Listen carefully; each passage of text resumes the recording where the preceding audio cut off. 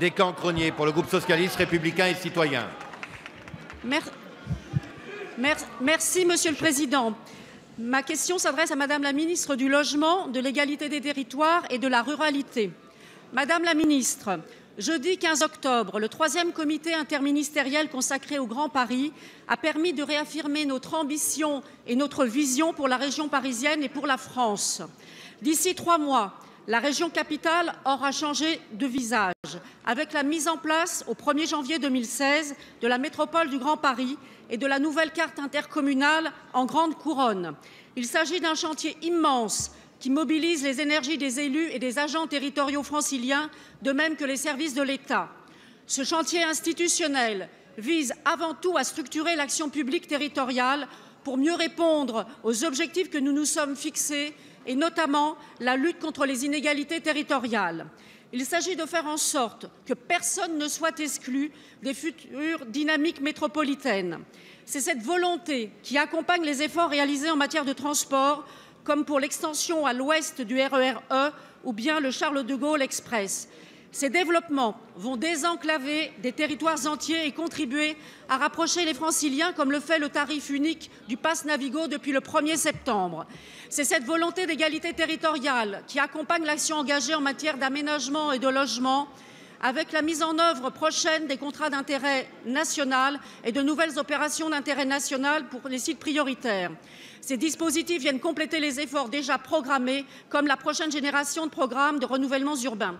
C'est enfin cette volonté qui a inspiré l'annonce, et je tiens à la saluer, d'un nouveau zonage pour la redevance sur les créations de bureaux. Cette mesure prévue pour le projet de loi de finances rectificative sera un gage d'égalité territoriale entre la métropole et la grande couronne francilienne. Il s'agit d'un signal fort. Madame la Ministre, les 12 millions d'habitants de l'Île-de-France attendent la réalisation de nos projets. Pouvez-vous nous rappeler l'ambition du gouvernement pour nos territoires? Merci. La parole est à Madame la Ministre du Logement, de l'Égalité des Territoires et de la Ruralité, Madame Sylvia Pinel. Merci, Monsieur le Président, Mesdames et Messieurs les députés. Madame la députée, vous l'avez rappelé, le Premier ministre a réuni jeudi dernier un comité interministériel sur le Grand Paris qui est une nouvelle étape pour une grande ambition pour l'Île-de-France, bâtir une métropole innovante, durable, solidaire, qui réponde aux préoccupations des Franciliens et qui soit un moteur de croissance pour tout le pays. Le gouvernement poursuit 2 objectifs principaux. D'abord, vous l'avez dit, améliorer les conditions de déplacement des Franciliens et construire un modèle de développement qui profite à tous les territoires. Pour cela, l'État agira en faveur de 15 territoires dits d'intérêt national pour faire émerger des projets d'aménagement, de logement ambitieux, mêlant excellence environnementale et sociale. Pour les accompagner, des contrats d'intérêt national seront signés entre l'État et les collectivités dans les 6 mois à venir pour définir les grands axes de ces projets ainsi que leurs modalités de mise en œuvre, notamment sur le plan juridique. Sur ces sites, l'État mobilisera les moyens de nos services déconcentrés, mais également de nos établissements publics.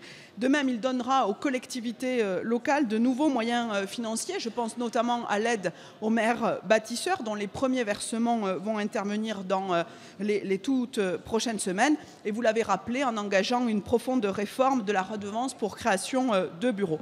Voilà, Madame la députée, comme vous le voyez, le gouvernement est convaincu de l'importance du Grand Paris pour lutter contre les inégalités territoriales. Et les annonces du dernier comité interministériel apportent une nouvelle fois la preuve de notre ambition pour la région capitale. Merci Madame la Ministre. La parole est à Monsieur Guy Tessier pour le